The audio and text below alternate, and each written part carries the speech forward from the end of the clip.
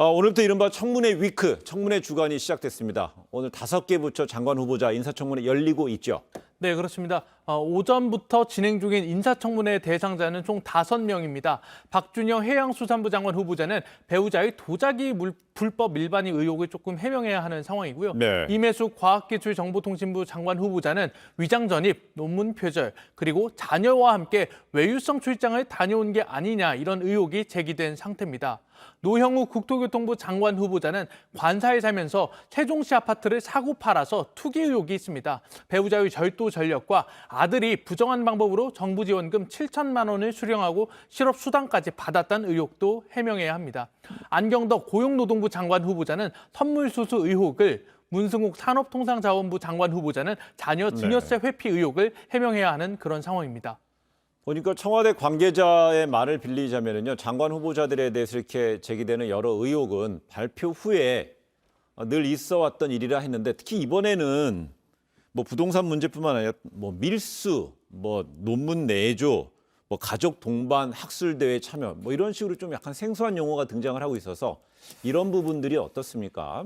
지금 야권에서는 임혜숙, 노영욱 두 후보자의 화력을 좀 집중하고 있는 모양새예요. 네. 특히 이제 임혜숙 후보자에게 화력을 좀 집중하는 그런 모습을 보이는 것 같은데요. 아무래도 모든 장관 후보자를 다 낙마시키긴 어렵잖아요. 네. 그러니까 야권 입장에서는 한 명이라도 낙마시킨다면 문재인 정부, 사실 문 대통령 레임덕이 가속화될 것 아니겠느냐 이런 판단을 할 것으로 보이는데요.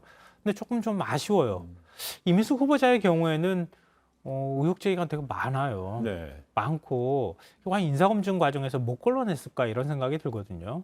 노영우 후보자의 경우에는 세종시 공무원의 경우에는 특별 공급을 받을 수 있었기 때문에 그러니까 노영우 후보자뿐만 아니라 많은 공무원들이 같은 처지였을 거라고는 생각은 되지만 또 국토부 장관이라고 하는 측면이 있기 때문에 이런 부분 또 쟁점된다고 하면 사실은 또 이 부분에 대해서 해명하는 과정에서 여러 가지 얘기가 나올 수 있을 것 같은데요. 임기 마지막이 되면 장관할 사람이 없다 뭐 이런 얘기가 여권 내부에서 나오는데 너무 없어서 이렇게 한 것인지 아니면 인사검증을 잘못한 것인지 여러 가지 비판의 지점이 있고 좀 아쉬운 측면이 있습니다. 고 기자, 그럼 어떻습니까? 야권에서는 후보자 낙마로까지 뭐 누구를 뭐 꼭 집어서 콕 집는 사람이 있어요. 어떻습니까? 예. 일단 국민의힘에서는 박대출 의원이 오늘 오전 청문회에서 임혜숙 과기부 장관 후보자를 집중적으로 공격했습니다. 제자 논문에 남편의 이름을 올리고 딸과 외유성 출장을 다녀온 점 등을 언급하면서 여자 조국이다 이런 표현까지 사용하기도 했습니다. 네. 이어서 임 후보자가 임명되면 문재인 정권을 레임덕의 터보 엔진에 달게 될 것 이렇게도 표현했습니다.